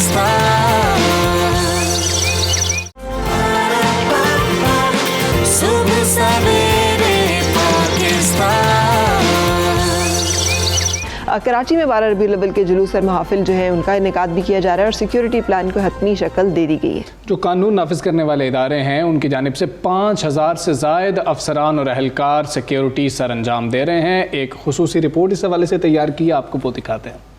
खुशियों का पैगाम आया, आका का मीलाद आया, खुशियों का पैगाम आया, आका का मीलाद आया।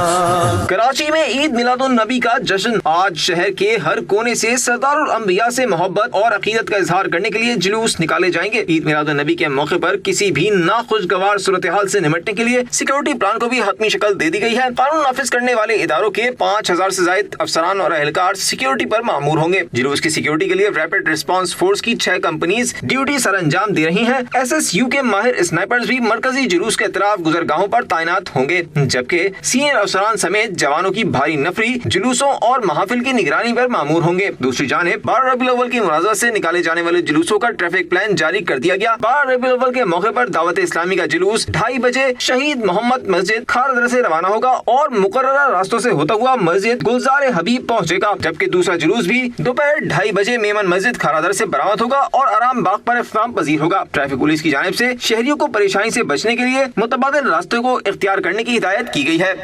बिल्कुल जी, सिक्योरिटी के तो सख्त इंतजाम किए गए होने चाहिए ना, इसलिए कि हम लोग तो ऐसे मौक़ों के ऊपर इस चीज़ का ख्याल नहीं करते कि दुश्मन इस ताक में है, दहशतगर्दी की हालिया लहर, और उसके बारे में मुसलसल जो हमें वार्न किया जा रहा है कि अपनी एहतियात को आपने ज़रूर मद्देनज़र रखना है। सो आप जब भी इन महाफिल और जुलूस में आज शिरकत करें ख़ासतौर पर, तो विजिलेंट रहें। एक तो कोरोना के SOPs की पाबंदी करें, दूसरा इस चीज़ का ख्याल रखें कोई भी मशकूक चीज़, कोई भी ऐसी बैग, कोई ऐसा शख्स या कोई ऐसा एक्टिविटी देखें तो उसे फौरी तौर पे रिपोर्ट करें और कोशिश करें कि उसके बारे में अपने इर्द गिर्द लोगों को भी जिम्मेदार बने। और आपको पता है फराह, कराची में एक और वाक़या भी सामने आया। डिफेंस में सड़कों पर गड्ढे खोद दिए गए हैं और तफरीही मकाम है 2 दरिया, उसके जाने वाले रास्तों को बंद कर दिया गया। वजह भला क्या होगी, मतलब क्या वजह हो सकती है? रेस्टोरेंट से मालिक इस हवाले से कुछ कह रहे हैं, वो कहते हैं कि गाड़ियों के अलावा 2 दरिया की तरफ पैदल आने वाले अफराद को भी रोका जा रहा है। ये तो वो भी शिकायती लगा रहे हैं ना, लेकिन डिफेंस हाउसिंग अथॉरिटी या क्लिफ्टन कैंटोन बोर्ड ने कुछ बताया इस बारे में? ना, कोई ऐलान नहीं जारी किया, मगर रेस्टोरेंट मालिकान ने इल्ज़ाम फिर लगाया कि ये सब कुछ इंतजामिया की जानिब से ही किया जा रहा है। उनके ख्याल में मतलब खुद से खड्डे खोदे गए हैं और सड़कों को बर्बाद किया गया है और आने वाले रास्ते जो हैं उनको तोड़ा गया है ताकि रेस्टोरेंट्स में लोग ना जाएं, और वहाँ पर ये कुछ इस तरह की बात लग रही है। ऐसा नहीं रहा कि कोरोना की वजह से शायद ऐसा किया हो कि लोग बहुत ज़्यादा इकट्ठे हो रहे हैं? ये बात कंट्रोवर्सी थ्योरीज हम बड़ी जल्दी बना लेते हैं। कोई भी कंट्रोवर्सी थ्योरी बनाने में हमें 1 सेकंड लगता है। बताएं कि और क्या ज़रूरत थी कि एक बनी हुई सड़क है उसको खोदने की ज़रूरत क्या थी? उधर से तेल तो निकल नहीं आया था, और क्या रीजन होगी आपके दिमाग में? क्या मेरा ख्याल है कि हम अपने यहाँ पर बात करने की बजाय शिराज से बात करते हैं, वो हमें बताएं कि ये क्या हुआ। रेस्टोरेंट मालिकान जो कह रहे हैं कि जी हमारे कारोबार इतने महीनों से बंद था, अब खड्डे खोद दिए गए रास्ते में, ना लोग आ सकते हैं, हमारा तो माशी कत्ल हो रहा है। तो शिराज, क्या सूरत हाल है इस वक्त? बहुत शुक्रिया जी। इस वक्त मैं मौजूद हूँ DHA फेज़ 8 2 दरिया होटल के नज़दीक, जहाँ पर होटल और रेस्टोरेंट्स के करीब जो आने जाने वाली सड़कें थी उसको मुकम्मल तौर पर बंद कर दिया गया है। कहीं गड्ढे खोद दिए गए हैं और कहीं बड़े बड़े मिट्टी के डंपर जो हैं वो लाकर रख दिए गए, जिसकी वजह से यहाँ आने जाने का जो रास्ता है वो मुकम्मल तौर पर बंद हो चुका है। होटल रेस्टोरेंट्स मालिकान जो हैं वो काफ़ी ज़्यादा इस हवाले से परेशान हैं। 2 रोज़ गुजर जाने के बावजूद ना तो DHA इंतज़ामिया की जानिब से कोई वाज़े इक़दामात या वाज़े बयान दिया गया है और ना ही इस हवाले से कोई रेस्टोरेंट मालिकान को इत्तलात दी गई हैं। ताहम इस वजह से रेस्टोरेंट मालिकान का जो कारोबार है वो शदीद मुतासिर हो रहा है। यहाँ आने वाले जो मुलाजमीन हैं, जो मजदूर हैं, वो शदीद परेशानी का सामना कर रहे हैं क्योंकि पब्लिक ट्रांसपोर्ट पहले ही इन इलाकों में बहुत कम चलती है। और शराज, फूड लवर्स कितने परेशान हैं? वीकेंड है, 3 छुट्टियां हैं, उन्होंने तो इधर रुख करना था 2 दरिया का, वो क्या कह रहे हैं? जी बिल्कुल, कराची में वैसे ही तफरीही मुकामात बहुत गिने चुने हैं और इनमें से एक मशहूर तरीन पॉइंट ये 2 दरिया का है, जहां लोग अपनी फैमिलीज़ के साथ, अपने दोस्तों के साथ वीकेंड्स इंजॉय करते हैं, छुट्टियां इंजॉय करते हैं, रात को मज़े मज़े के खाने खाते हैं। मुख्तलिफ वैराइटीज़ के और मुख्तलिफ ज़बरदस्त और मज़ेदार खाने जो हैं यहाँ दस्तयाब होते हैं। कराची के मशहूर रेस्टोरेंट्स इस बेल्ट में मौजूद हैं, लेकिन अब जो यहाँ पर ये रास्ते बंद कर दिए गए हैं उसकी वजह से जो फूड लवर्स हैं उनके लिए काफ़ी परेशानी का बायस है। जिन्होंने प्लान किए हुए थे कि भाई अब 2 से 3 छुट्टियां आएंगी तो हम यहाँ जाएंगे या यहाँ आएंगे, या किसी ने पार्टी अरेंज करी हुई थी या दोस्तों ने कुछ गैदरिंग्स अरेंज करी हुई थी, उनके लिए अब बड़ा लम्हा फिक्रिया है, क्योंकि यहाँ पर ये मुकम्मल तौर पर रेस्टोरेंट बंद हो गया है और रेस्टोरेंट बंद है, यहाँ पर आने जाने का रास्ता कहीं भी हमें नज़र नहीं आ रहा। DH इंतज़ामिया की जानिब से कोई वाज़े हिदायत भी नहीं दी गई है कि क्यों किया गया है, लेकिन अभी भी हम देख रहे हैं कि जो लोग आ रहे हैं यहाँ पर, जो मुसाफिर हैं, उनको भी काफ़ी ज़्यादा परेशानी का सामना है, ख़ासकर जो यहाँ पर काम करने वाले मजदूर हैं, जो उन्हें काफ़ी ज़्यादा परेशानी का जो सामना है वो करना पड़ रहा है। ठीक है, तो आपको भी यही लग रहा है कि ये लोगों का जो एक हजूम हो जाएगा या लोगों का इज्तिमा है रेस्टोरेंट में, उसे रोकने के लिए ये किया गया है इक़दाम, भले वो DHA की तरफ से किया गया है या हुकूमत की तरफ से किया गया है, लेकिन उसके बारे में बात नहीं कर रहे। बिल्कुल, इस हवाले से तो कोई वाज़ेह अहकामात हमें मिले नज़र ही नहीं आए कि क्यों जो है ये ब्लॉकेज किया गया है। लेकिन कंट्रोवर्सीज तो काफ़ी ज़्यादा रही हैं गुज़िश्ता 3-4 सालों से। होटल मालकान और DH इंतज़ामिया की जानिब से काफ़ी ज़्यादा कंट्रोवर्सीज तो रही हैं, क्योंकि DHA फ़ेज़ 8 का ये इलाका है और ये DHA इंतज़ामिया की जानिब से पहले यह मौक़िफ़ इख्तियार किया गया था कि ये कमर्शियल स्ट्रीट नहीं है और यहाँ पर रेस्टोरेंट नहीं बनने चाहिए थे, और इस हवाले से नोटिस भी दिए गए थे इनको कि यहाँ से ये अपने होटल शिफ्ट कर लें। लेकिन होटल और रेस्टोरेंट्स मालकान ने जो है इस हवाले से कोर्ट से रिजू किया, जिस पर उन्हें इजाज़त मिली कि वो अपने यहाँ कारोबार चला सकते हैं, और वो ये कारोबार उन्होंने अपना दोबारा आगाज़ किया। यही कंट्रोवर्सी 2014 में भी शुरू हुई थी, 2018 में भी इस हवाले से बहुत ज़्यादा बातचीत हुई थी, रास्ते बंद कर दिए गए थे। लेकिन अब हम देख रहे हैं कि एक अलग ही कुछ इक़दाम होते हुए दिखाई दिए कि होटल के अतराफ़ की जितनी भी सड़कें थीं वो मुकम्मल तौर पर बंद कर दी गई हैं, कहीं पर गड्ढे खोद दिए गए हैं, कहीं पर डंपर्स जो हैं बजरी के वो डाल दिए गए हैं और मुकम्मल तौर पर रास्ते बंद हैं। ठीक है Siraj, thank you so much. यानी कोई मौजूद है जो कि DHA और रेस्टोरेंट मालिकान के दरमियान है कि इसकी कमर्शियल वैल्यू है या नहीं है, और उस तनाज़े को जैसे अभी शिराज हमें बता रहे थे वक्तन फ़वक्तन वो सर उठाता है और रास्ते बंद कर। बड़ी टैक्टिकल मूव है वैसे। मुझे तो सर, मैं इंजॉय कर रही हूँ ना इसको। आप इंजॉय कर रही हैं, मुझे फूड लवर्स की उनका दुख मैं महसूस कर सकता हूँ कि भाई पता नहीं वो क्या करेंगे, इतने प्लान्स बनाए होते हैं हमने। भरा कितना बड़ा सानिया ना लग रहा है कि पता नहीं कितनी बड़ा कोई मसला हो गया। सुबह सवेरे पाकिस्तान, सुबह सवेरे पाकिस्तान।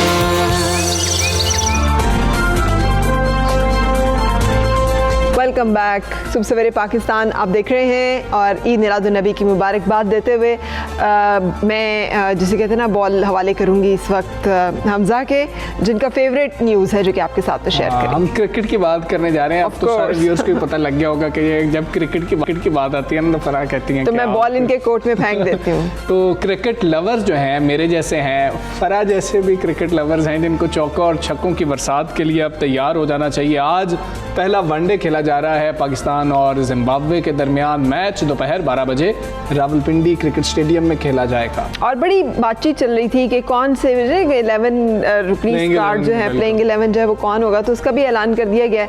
उस ऐलान ने बहुत सारे लोगों को मायूस किया, इसलिए कि उसके बारे में कहा जा रहा है कि उसमें बहुत से ऐसे नाम शामिल नहीं है जो कि होने चाहिए थे। बाबर आजम जो है ये कप्तानी की जिम्मेदारियाँ निभाएंगे। दूसरे खिलाड़ियों में इमाम उल हक हैं, आबिद अली हैं, फ़खर ज़मान है, हारिस सोहेल हैं, मोहम्मद रिजवान है, इफ्तिखार अहमद हैं, ये हैं।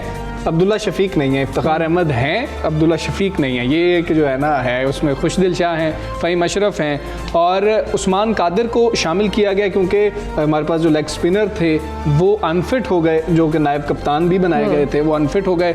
उसके बाद शादाब के बाद इनको शामिल किया गया। ये 15 रुकनी स्क्वाड है। जब प्लेइंग 11 आएगा तो देखेंगे कि कितने मतलब खुशदिल को चांस मिलता है कि नहीं मिलता। ये सबसे ज़्यादा इंपॉर्टेंट है। बहुत सारे लोग, क्योंकि सबसे ज़्यादा बात यही हो रही थी ना कि एक ऐसी टीम के साथ हमारा मैच हो रहा है जिनके अब तक 59 जो है इंटरनेशनल मैचेस खेले जा चुके हैं, जिनमें से 52 में पाकिस्तान ने कामयाबी जो है वो हासिल की हुई। इसका मतलब ये कि हमें को इतना ये हर मैच को बहुत अहम है हमारे लिए, रैंकिंग्स पे हमारी असर होता है उसका, टीम है। लेकिन हमें मतलब अपने नए प्लेयर्स को ज़्यादा चांस देना चाहिए था, जो लोग एक्सपेक्ट कर रहे थे। जो कि इस ऐलान जो किया गया है स्क्वाड का, टीम का, उसमें वो उनको थोड़ी सी मायूसी हुई है। तो इस हवाले से फिर हम बात कर लें। हाँ, साबिक टेस्ट क्रिकेटर तनवीर अहमद हमारे साथ मौजूद हैं। अस्सलाम वालेकुम तनवीर भाई, खैरियत से हैं आप? बहुत शुक्रिया आपने टाइम दिया। तनवीर भाई, ये 15 रुकनी स्क्वाड जो आया है, हम तो बड़े हैरान हुए कि अब्दुल्ला शफीक इसमें नहीं है और इफ्तिखार हैं। افتخار مسلسل پرفارم نہیں کر رہے تھے لیکن مصباح انہیں رکھ رہے تھے. آپ کو تھوڑی حیرت ہوئی کہ نئے لڑکے ڈالے جا سکتے تھے؟ روہیل نذیر بھی تو ہیں, خوش دل شاہ بھی تو ہیں. دیکھیں تھینک یو. سب سے پہلے دوسری بات یہ کہ آپ مجھے کہہ رہے ہیں مجھے حیرت ہوئی. میری باتیں جب بھی سنتا ہے لوگ وہ کہتا ہے یہ کبھی سیٹسفائی نہیں ہوتے, ان کو حیرانگی رہتی ہے ہر ٹائم. دیکھیں بات یہ ہے کہ آپ کھیلنے جا رہے ہیں زمبابوے کے اگینسٹ, آپ کوئی آسٹریلیا کے خلاف کھیلنے نہیں جا رہے. ہم کہتے ہیں جی کہ ہمارے پاس بینچ اسٹرینتھ نہیں ہے, ہمارے پاس بیک اپ نہیں ہوتا. تو بیک اپ کس طریقے سے بنتا ہے؟ بیک اپ ایسے ہی بنتا ہے کہ آپ اگر اتنی ہلکی ٹیم کے اگینسٹ کھیل رہے ہیں تو جو آپ نے یہ اتنا میلہ سجایا تھا نیشنل T20 کا وہاں پہ جو ہوئے تھے میچز, تو اس میں سے آپ کو سمجھ اگر آتی تھی نئے لڑکے تو آپ ان کو کھلاتے نا. کیا زمبابوے کی ٹیم کیا آسٹریلیا جیسی ٹیم تھی کہ آپ نے اتنے بڑے بڑے نام ٹیم کے اندر ڈال کے؟ اور اصل میں پرابلم پتہ کیا ہے؟ پرابلم یہ ہے ہمارا جو کوچ ہے جو ابھی تھوڑے دن پہلے چیف سلیکٹر بھی, ڈرپوک لوگ ہیں, یہ ڈیفینسو لوگ ہیں, ان میں ہمت ہی نہیں ہے بڑے فیصلے کرنے کی. سب کو پتا ہے کہ بابر اعظم کے ساتھ دوستی ہے, مصباح کو اس نے بولا ہوگا کہ اس کو لے کے آؤ. عثمان قادر آ گیا, عثمان قادر کی کیا پرفارمنس تھی؟ کیا اس نے کوئی وکٹیں توڑ دی آؤٹ کر کے تھک گیا؟ زاہد محمود اس کی دادو سے تعلق, اس کی پرفارمنس نیشنل T20 میں اس سے اچھی تھی, لیکن اس بیچارے کے پیچھے کوئی بولنے والا نہیں ہے, غریب بچہ ہے, اس کے پیچھے کوئی نہیں ہے. اس کے بعد آپ نے بات کی افتخار کی, وہ چہیتا بنا ہوا ہے مصباح الحق کا, تو کیسے یہ لوگ سب باہر ہوں گے؟ بات یہ ہے کہ اگر آپ نے میرٹ نکالنا ہے, یا مزہ تو تب آتا نا کہ بھائی آپ نے 6 ٹیمیں بنائی نیشنل T20 جو اتنی باتیں کی تھی 6 ٹیمیں بناتے, اس 6 ٹیموں کے اندر آپ لڑکے سلیکٹ کرتے زمبابوے کے اگینسٹ, آپ کہتے ہیں ہاں یہ نکالا ہم نے ٹیلنٹ, یہ ہے اچھا ٹیلنٹ جو ہمارے لوگ چاہ رہے تھے ہونا چاہیے. آپ نے اس میں سے تو کوئی کام نہیں کیا. عبداللہ شفیق کی آپ نے بات کی, پسند ہے تو ایک لڑکا ایک ٹورنامنٹ میں آئے گا, پہلا سیزن بھی کھیلے گا, اس کو پاکستان کھلا دیں گے. اگر نہیں کھلانا, چاہے وہ لڑکا 10 سال بھی رن کرتا رہے, اس کو کرکٹ نہیں کھلانی ہے. سسٹم جو ہے میرا وسیم خان سے اور یہ احسان مانی صاحب جو ہیں, یہ سب بیٹھے ہوئے اوپر کرکٹ بورڈ چلا رہے ہیں. میرا ان سے ہی کوشچن ہے, اور میں کوشش یہ بھی کر رہا ہوں کہ ان کو کچھ دن کے اندر ای میل بھی کروں کہ بھائی مجھے یہ بتاؤ کہ سسٹم کیا ہے, کرائٹیریا کیا ہے, فٹنس کا کرائٹیریا کیا ہے. اب یہ ساری باتیں تنویر صاحب جو آپ کر رہے ہیں, جی جو ساری باتیں آپ کر رہے ہیں, اس کے ساتھ اب ذرا اس سیریز کو بھی تھوڑی اس کی انٹرسٹ والا جو ایلیمنٹ ہے اس کو بھی ذہن میں رکھیے. اگر نئے لڑکے اترتے تو یہ ایک بڑا دلچسپ ایونٹ ہوتا. براڈ کاسٹ کے حوالے سے میں بات کر رہی ہوں, مارکیٹنگ کے حوالے سے بات کر رہی ہوں. بڑا ہیوی معاہدہ ہے PTV اسپورٹس کے ساتھ PCB کا $220 ملین کا. دیکھیں نا, ہمارے نیا ٹیلنٹ کھیل رہا ہوتا اور ٹیم جو ہے ہم پلہ ہوتی, جیسے آپ نے خود کہا, تو ایک دلچسپی ہوتی. اب ون سائیڈڈ نہیں ہو جائیں گے سارے میچز. پاکستان جو ہے اس نے آپ کے بقول آپ کے ایکسپیریمنٹ پہ تو گئے نہیں, انہوں نے اپنی ٹیم جو ہے اس میں نئے لوگوں کو تو موقع دیا نہیں. تو آپ کو کیا ون سائیڈڈ میچز نظر آ رہے ہیں, یا ابھی بھی ٹف ٹائم دے سکتی ہے زمبابوے کی ٹیم ہماری اس ٹیم کو بھی؟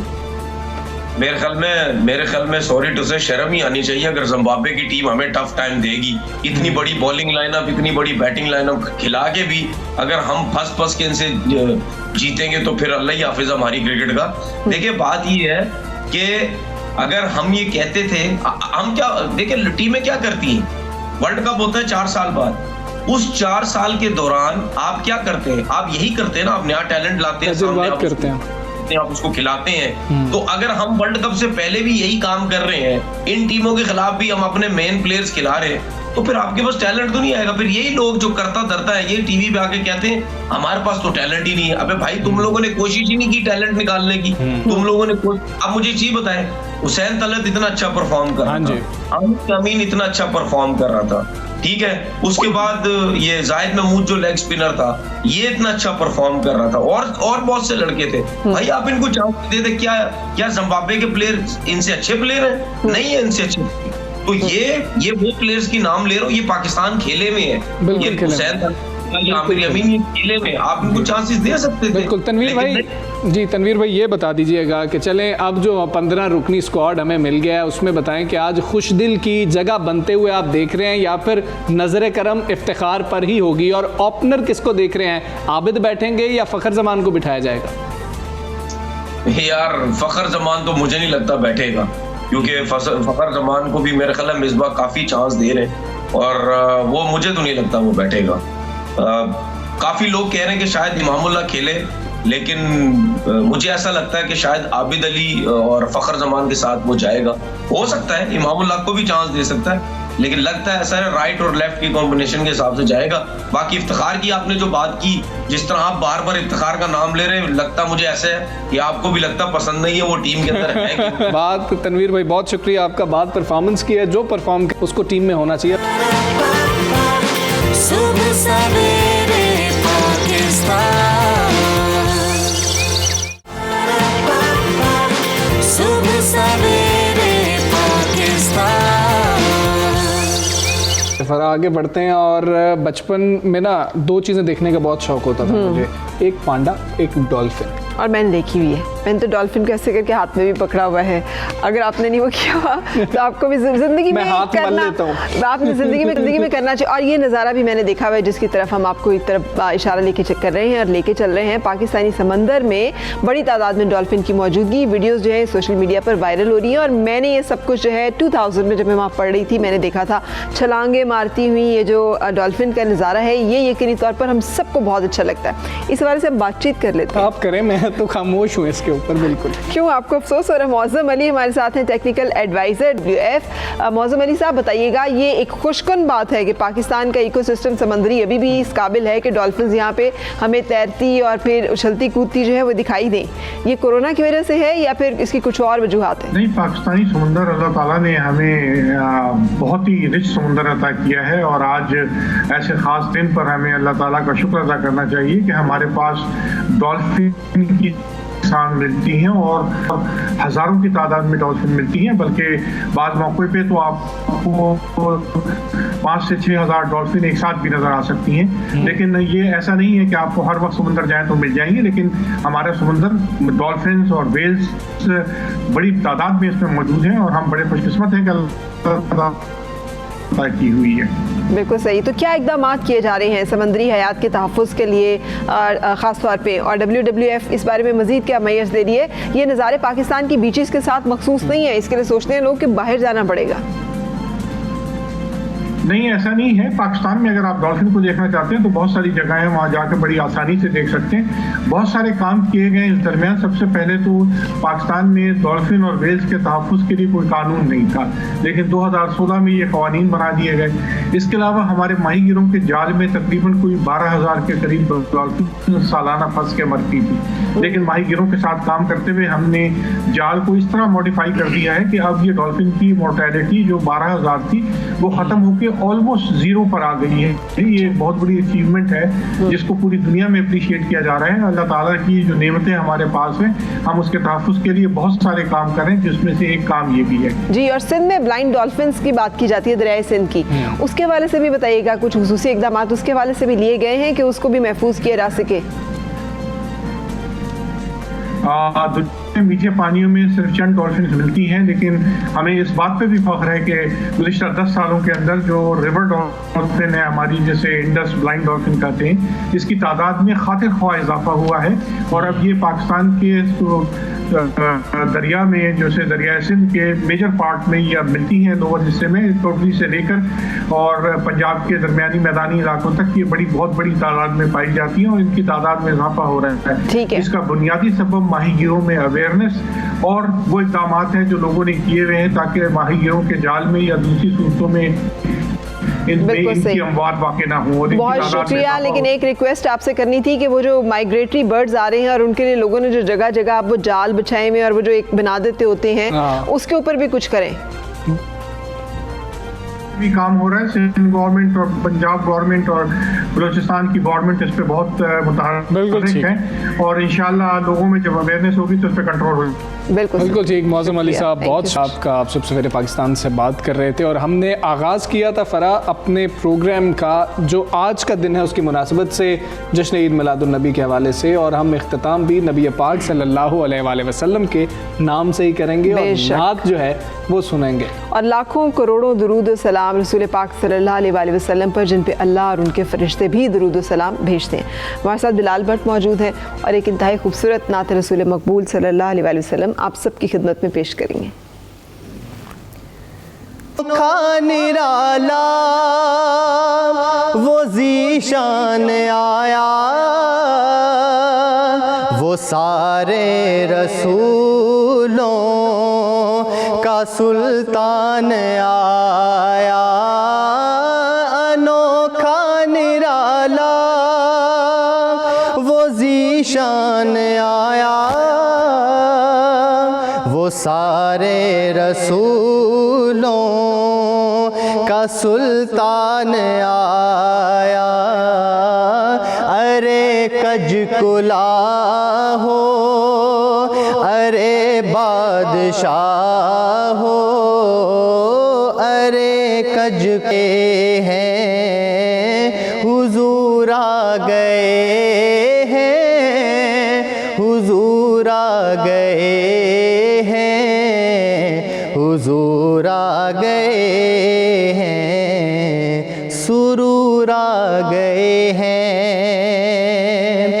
ہوا 400 رحمتوں کا بسیرا، اجالا اجالا سویرا سویرا، ہوا 400 رحمتوں کا بسیرا، اجالا اجالا سویرا سویرا، حلیمہ کو پہنچی خبر آمنہ کی، حلیمہ کو پہنچی خبر آمنہ کی، میرے گھر میں آؤ حضور آ گئے ہیں، حضور آ گئے ہیں، حضور آ گئے ہیں، حضور آ گئے ہیں، حضور آ گئے ہیں۔ سما ہے ثنائے حبیب خدا کا، یہ میلاد ہے سرور انبیاء کا، سما ہے ثنائے حبیب خدا کا، یہ میلاد ہے سرور انبیاء کا، نبی کے غلاموں سب ایک دوسرے کو مبارک سناؤ، حضور آ گئے ہیں۔ سبحان اللہ، ماشاء اللہ، بہت اچھے بلال، اور بہت شکریہ کہ آپ آئے۔ اور فرا زہیر لطیف نے ایک شعر کہا، ایک دوست ہیں میں نعت پہ، کہ یہ علم و عرفان کے بس کی بات نہیں، نعت انسان کے بس کی بات نہیں، اور بے شک ایسا ہی ہے۔ سو علامہ اقبال کے خوبصورت انداز کے ساتھ اور لاکھوں کروڑوں درود و سلام رحمت للعالمین محسن انسانیت محمد مصطفیٰ صلی اللہ علیہ وآلہ وسلم کی ذات اقدس پر، جن پہ اللہ اور فرشتے جو ہیں وہ درود و سلام بھیجتے ہیں۔ آپ سے اجازت چاہیں گے۔ وہ دانائے رسول ختم الرسول، وہ دانائے سبل ختم الرسول مولائے کل، جس نے غبار راہ کو بخشا فروغ بادی سینہ، نگاہ عشق و مستی میں وہی اول وہی آخر، وہی قرآن وہی فرقان وہی یاسین وہی طہا۔ اجازت دیجیے گا، اللہ حافظ۔